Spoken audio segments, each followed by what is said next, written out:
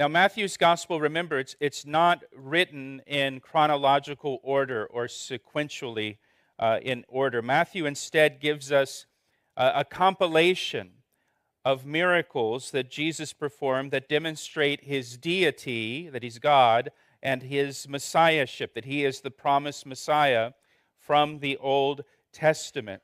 Back in chapter 4, Matthew told us that Jesus traveled throughout the Galilee, teaching in the synagogues, preaching the gospel of the kingdom of heaven, and healing all manner of sickness and disease.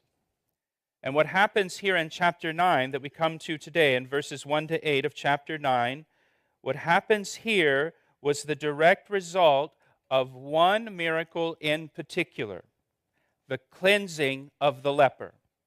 Back in chapter 8, verse 1 to 4, we had the cleansing of the leper. If you remember that, that was a messianic sign. It was something that the religious leaders of Israel, of Judaism, taught only the Messiah can cleanse a leper. And when the Messiah comes, he will cleanse lepers. And that's how we'll know when the Messiah is here. If you look back in chapter 8, verse 4, after Jesus cleansed this leper, in verse 4, Jesus sent the cleansed leper to the high priest at the temple in Jerusalem to make the appropriate offering. Jesus said, as a testimony to them, as a testimony to the priests, that the Messiah is here, that the Messiah has arrived. So now in chapter 9, verse 1, it says that Jesus crossed back over the Sea of Galilee. Remember last week he had gone over to the other side to Gadara, where he cast the demons out of the two men. Now he comes back over to his city, his own city. That was Capernaum. Jesus was living in Capernaum at this point, probably with Peter. Here in this passage, he's teaching in a house in Capernaum. Again, it's probably Peter's house. And chronologically, this takes place right after the cleansing of the leper. And I want you to turn over with me to Luke chapter 5 so that we can look at the parallel passage in Luke chapter 5, because Luke gives us some important details that Matthew doesn't include. Again, Jesus has cleansed a leper. This is a clear sign that he's the Messiah. He sends the cleansed leper to the temple in Jerusalem as a testimony to them.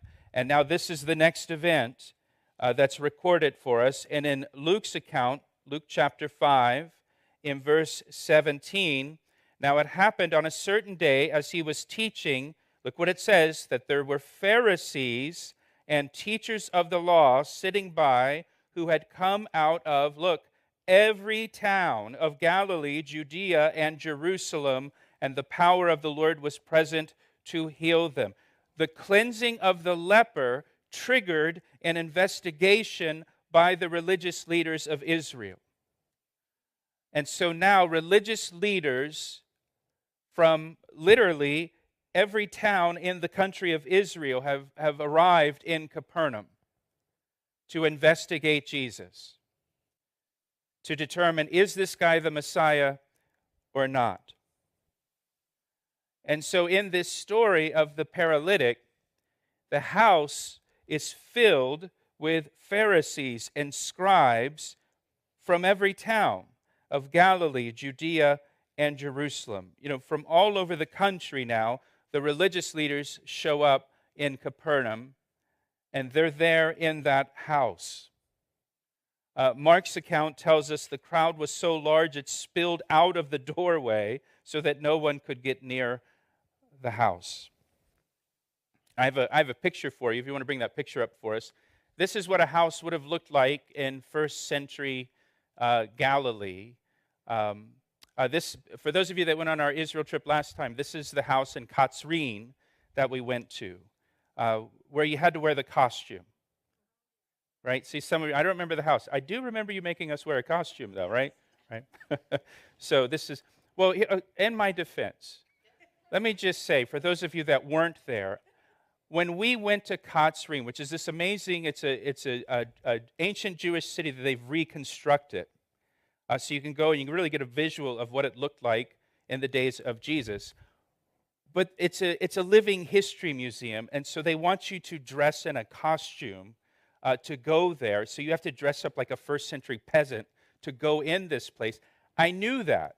And as we were going into the place, our tour guide, Andre, he's wonderful. He had never been there before.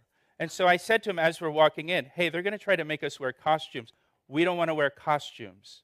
And he turned to me and said, costumes? What do you mean costumes? And right at that moment, an employee walked up and said, let's get you guys in your costumes. And so it was gone. Like I couldn't get us out of it. But I was hoping to get us out of the costume thing. So we had to dress up a little bit. But anyways, this is what the house would have looked like in the story. And you can leave that picture up just to help us visualize this here. You can see with the house that it has a flat roof. The roof was made of clay and sticks. Again, looking at Luke chapter 5, look at verse 18. Then behold, men brought on a bed a man who was paralyzed, whom they sought to bring in and lay before him. And when they could not find how they might bring him in because of the crowd, they went up on the housetop and let him down with his bed through the tiling into the midst before Jesus. So these four men showed up at that house carrying a friend who was paralyzed. They're carrying him on a bed or on a mat, and they bring this friend to Jesus so that Jesus can heal him. And by the way, we can bring our friends and our family to Jesus through prayer and bring them to Jesus through prayer. We can carry people to Jesus.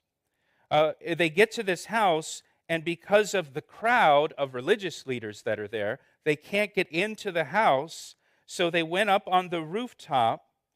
And I want you to think about that for a moment. They go up a flight of stairs carrying a person. How hard was that?